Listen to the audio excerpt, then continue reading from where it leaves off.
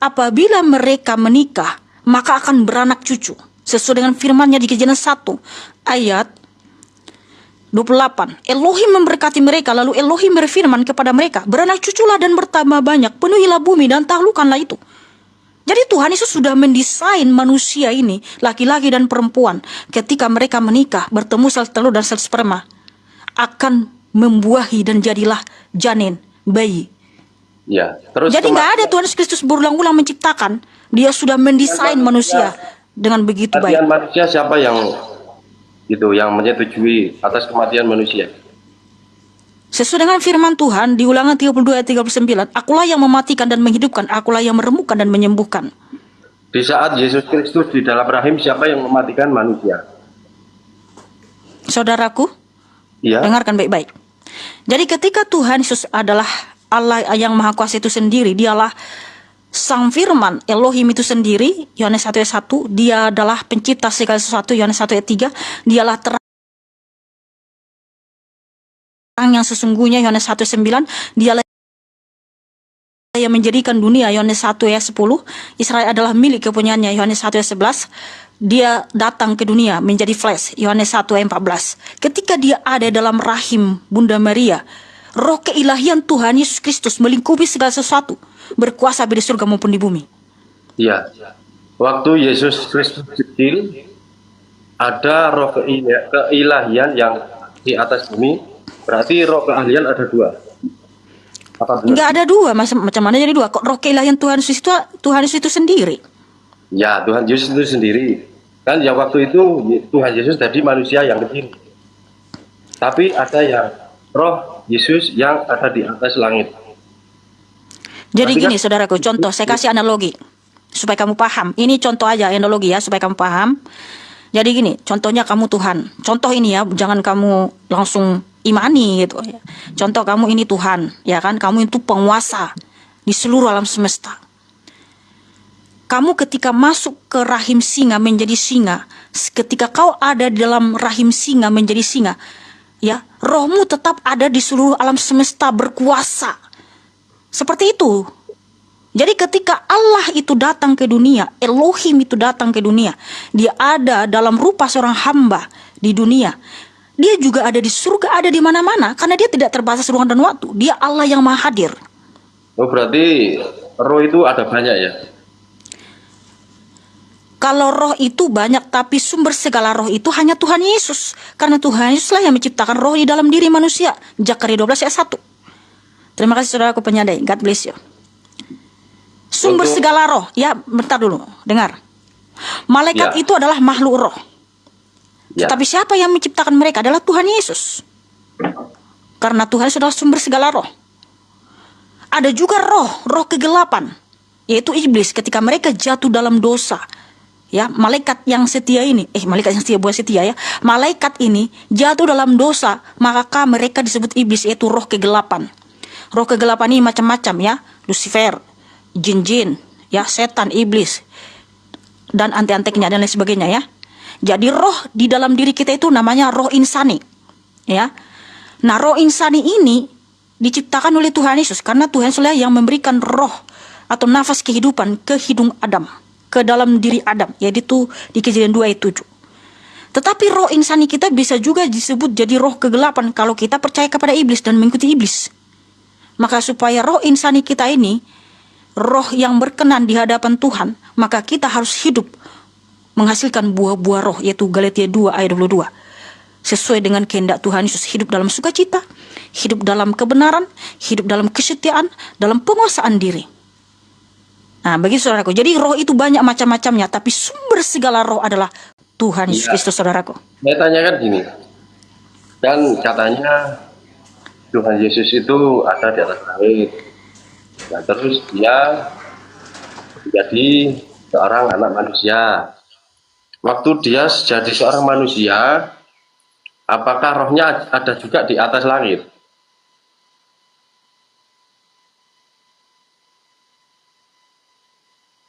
Kalau memang ada di atas langit, roh Yesus itu ada banyak. Halo. Tadi saya sudah jelasin Bang, ketika Tuhan datang ke dunia, walaupun dia datang dalam rupa seorang hamba, ketika dia ada di bumi dalam rupa seorang hamba, Dia tetap ada di surga, Bang. Ada di segala dimensi dalam waktu yang bersamaan. Itulah kenapa Tuhan itu disebut Allah yang Maha Kuasa. Berarti Allahu Akbar. Oh ya benar, makanya orang Arab mengatakan ya, Yeshua al-Masih Allahu Akbar. Yesus Kristus Allah yang Maha Besar. Saya tidak bisa berpikir.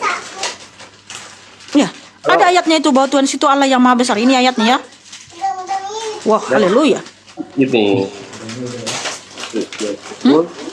di dalam rahim. Berarti, Kenapa bolak-balik ke situ terus? iya kan gini. Di dalam rahim itu kan ada juga roh. Ya, Mazmur 96 ayat 4. Di dalam rahim itu suatu janin itu tidak berbuat apa-apa gitu loh. Apa benar dia bisa menciptakan sesuatu yang ada di bumi ini? Oh, alah Mas. Piye to, Mas? Seperti Hello, kemarin. Mas. Stop. Tuhan Yesus tolong berikan dia roh kecerdasan, hikmat dan kecerdasan untuk mengerti apa yang saya jelaskan. Tadi Mas saya sudah jelasin, Tuhan Yesus Kristus tidak menciptakan berulang-ulang. Kenapa lagi ketika dia ada di bumi, terus siapa yang menciptakan? Ini macam mana ini bolak-balik? Berarti Iya. abang ini nggak paham loh apa yang saya jelasin. Beberapa ratus hari gitu kan. Berarti Mas. Hello, Mas. ya. Oke, saya ulang sekali lagi pelan-pelan. Begini, Mas. Ketika Tuhan Yesus datang ke dunia, terus kamu tanya siapa yang menciptakan kalau dia ada di dalam rahim manusia? Tuhan Yesus nggak menciptakan berulang-ulang.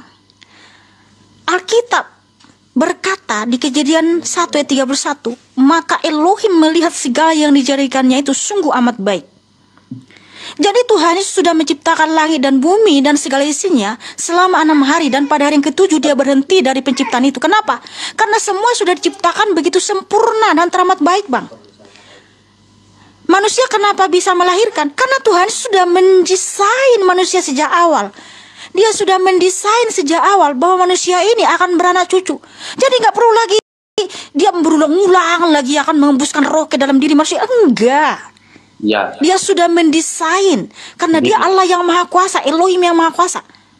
Saya tanya lagi ya. Ini paham nggak, Mas? Nggak, kamu paham nggak? Bentar dulu, kamu udah paham nggak? Jadi nggak Tuhan Yesus itu nggak menciptakan berulang-ulang karena dia Elohim yang Maha Kuasa. Dia sudah mendesain, ya. Firman-Nya itu berkuasa, Bang. Ketika Elohim berfirman, beranak cuculah dan bertambah banyak. Berarti dia sudah mendesain dalam tubuh manusia ini ada bibit-bibit benih yang akan menjadi anak ketika kita menikah dan kawin. Iya. Terus gini. Sudah paham? Paham ya.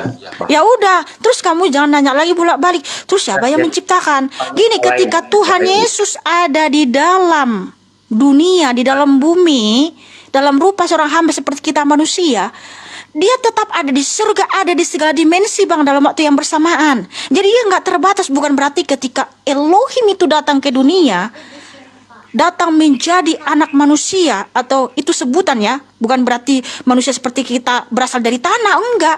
Dia adalah berasal dari surga, dia datang dengan tubuh dan darahnya sendiri. Bukan berarti jadi kosong Elohim itu di surga, Bang, enggak. Dia tetap ada di surga, ada di segala dimensi dalam waktu yang bersamaan ketika dia juga ada di dunia dalam rupa seorang hamba seperti kita manusia. Tadi saya sudah kasih analogi, Bang Renzo.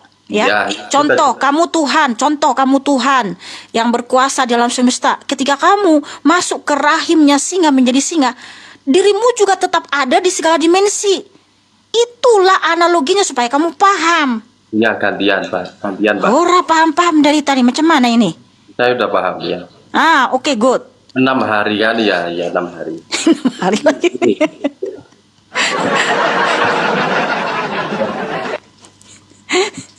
Ada sepasang suami istri ya. Dia punya anak, siapa yang menghendaki? Gimana? Terus ada suami istri. Dia pengen punya anak. Atas siapa dia direstui untuk mendapatkan anak? Berarti belum paham juga si Renjo ini tadi. Oh, amang tahe. Nah, udah paham, saya udah paham. Loh, kalau udah paham, kenapa kamu ketanya lagi? Terus ada sepasang suami istri, terus dia mau punya anak, siapa yang menghendaki? Kan Tuhan sudah berfirman di Kejadian 1 ayat 28. Elohim memberkati mereka, lalu Elohim berfirman kepada mereka, beranak cuculah dan bertambah banyak, penuhilah bumi dan taklukkanlah itu, berkuasalah atas ikan-ikan di laut dan burung-burung di udara dan atas segala binatang yang merayap di bumi. Jadi Tuhan Yesus Kristus sudah mendesain manusia sejak awal bahwa tubuh kita ini ya sudah didesain akan beranak cucu ketika kita menikah, laki-laki dan perempuan. Sudah paham? Ya. Jadi Kalau itu semua atas kuasa Tuhan Yesus sejak awal, paham? Waktunya itu loh. Hah? Pada waktu Ini kalau piye lagi? katanya nggak ada, kan 6 hari cuma pembuatan semua di muka bumi kan 6 hari. Berarti kalau ada seorang yang menikah, kan campur tangan yang maha kuasa gitu loh. Oke, mungkin saya tambah lagi ya. Jadi gini saudaraku, kan Tuhan Yesus Kristus menciptakan langit dan bumi selama 6 hari. Dan manusia itu diciptakan pada hari ke-6. Ya, pada hari ke-6. Tuhan Yesus menciptakan Adam dan Hawa pada hari ke-6. Nah, Adam dan Hawa ini sudah didesain oleh Tuhan Yesus. Jika mereka itu berhubungan badan, akan melahirkan anak laki-laki dan perempuan. Karena Tuhan Yesus sudah mendesain tubuh Adam dan tubuh Hawa ini beranak cucu, Bang. Udah paham? Sudah paham. Oh alah, ya wes. Terus kenapa nanya lagi? Kenapa manusia meminta kepada Tuhan agar bisa punya anak? Kalau Ya memang karena Tuhan Yesus sudah mendesain manusia itu kalau menikah mereka akan beranak cucu, makanya punya anak. Aduh, udah tanya lagi bolak-balik ke situ. Tuhan tolong berikan dia kecerdasan, Tuhan Yesus.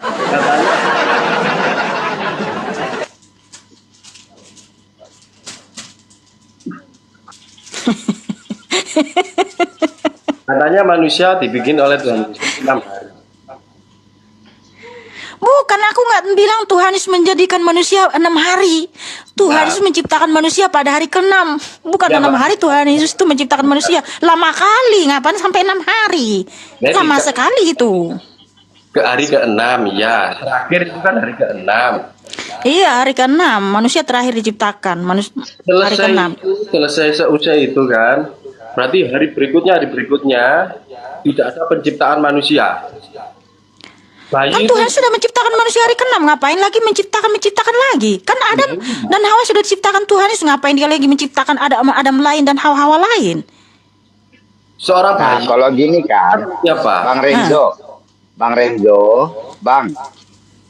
kayaknya abang kan mencoba untuk menjadi polemikus di agama kami Kristen.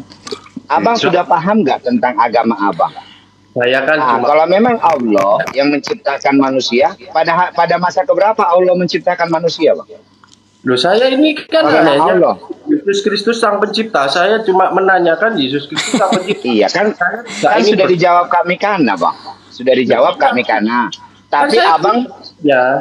dengar dulu. Tetapi kan abang berpolemikus. Sudah dijelaskan Tuhan Yesus menciptakan manusia pada hari ke-6. Lalu Iya. abang berpolemik, Bang. Oh, Ya. artinya setelah itu Tuhan tidak menciptakan lagi manusia-manusia yang lain. Jadi bayi gimana? Kan abang bilang kan? Ya. Iya kan? Nah, itu kan namanya kamu mencoba ya berpolemik di agama kami Kristen. Sementara di agamamu sendiri kau tidak mampu tunjukkan. Nggak Gitu apa-apa loh, itu Pak. gini itu mungkin kita Saya- jawab berdasarkan firman Tuhan aja, nggak apa-apa, nggak usah ini aja. Kita sabar aja, sabar. Mencari ilmu. Kalau Anda tidak terima, Nggak usah toh. hanya Iya, ngapain juga tuh. kita jelaskan sekali lagi, kalau dia nggak paham kita ganti ya, karena kita harus sabar Oke. untuk menjawab Ya. mereka gitu. Iya, nggak apa-apa. Kita harus pelan-pelan memang mengajari atau memberikan jawaban supaya dipahami ya. Oke, Renjo. Asik. Apalagi yang kamu kurang pahami, saudaraku? Ya itu tadi. Kalau memang manusia diciptakan 6 hari, apa itu? Di hari ke-6. Mas Renjo, iya. Bukan 6 hari, pada hari ke-6. Hari ke-6 ya. Berarti ada seorang yang sepasang suami istri Mm-mm. yang melahirkan seorang bayi. Berarti itu bukan ciptaan sang Tuhan. Seorang bayi ini loh. Begini saudaraku Renjo. Jadi ketika bayi lahir bukan disebut lagi menciptakan, tapi dilahirkan beranak cucu ya. Karena Tuhan Yesus Kristus sudah mendesain atau membentuk manusia itu bahwa ketika laki-laki dan perempuan menikah maka akan memperanakkan laki-laki dan perempuan. Karena Tuhan kan sudah membentuk bahwa perempuan ini ada rahim, ya kan? Ada sel telur. Laki-laki dibentuk ada sel sperma. Nah, ketika sel sperma dan sel telur ini ya akan bertemu, maka akan membuahi dan jadilah anak. Dan Tuhan Yesuslah yang mendesain dan membentuk ini sejak semula. Makanya Tuhan memerintahkan beranak cuculah dan penuhilah bumi.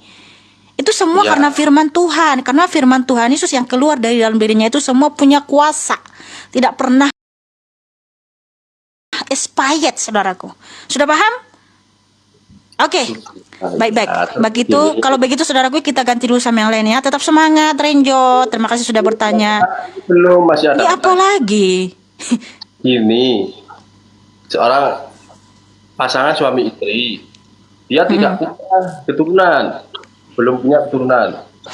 Tapi kenapa kok mintanya kepada Tuhan gitu loh? Padahal sudah dijelaskan di yang kakak jelaskan tadi kan. Oke, jadi gini.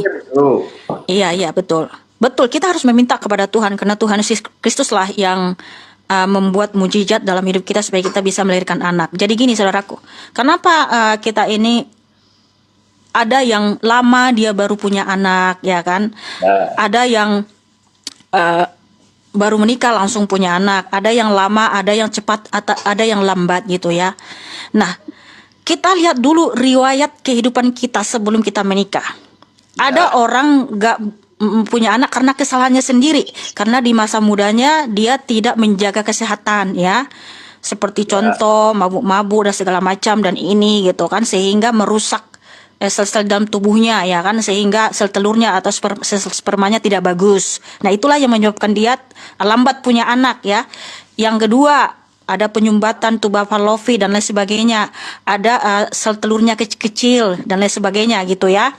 Atau sel spermanya nggak gesit gitu kan, lambat gitu sehingga menjadikan mereka tidak cepat punya anak.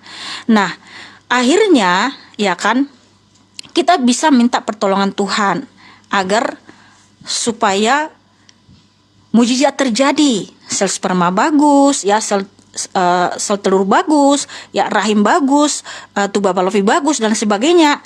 Itu kan kita minta kuasa Tuhan untuk menyembuhkan. Nah, gitu. Itu tadi. Sudah paham? Sehingga iya, jadi Tuhan itu tidak menciptakan lagi. Tuhan Yesus Kristus itu sudah menciptakan sejak awal. Jadi ketika kita itu melahirkan anak-anak bukan lagi menciptakan, tapi itu sudah didesain, sudah dibentuk oleh Tuhan sejak semula bahwa ketika Adam dan Hawa atau laki-laki dan perempuan menikah, maka akan punya anak. Sudah paham ya? Oke, terima kasih saudaraku. Tuhan Yesus Kristus memberkatimu. Udah cukup dulu ya, kita ganti dulu yang lain. God bless you. Ya, terima kasih. Ya, kiranya Roh Kudus yang memberikan kamu hikmat dan kecerdasan.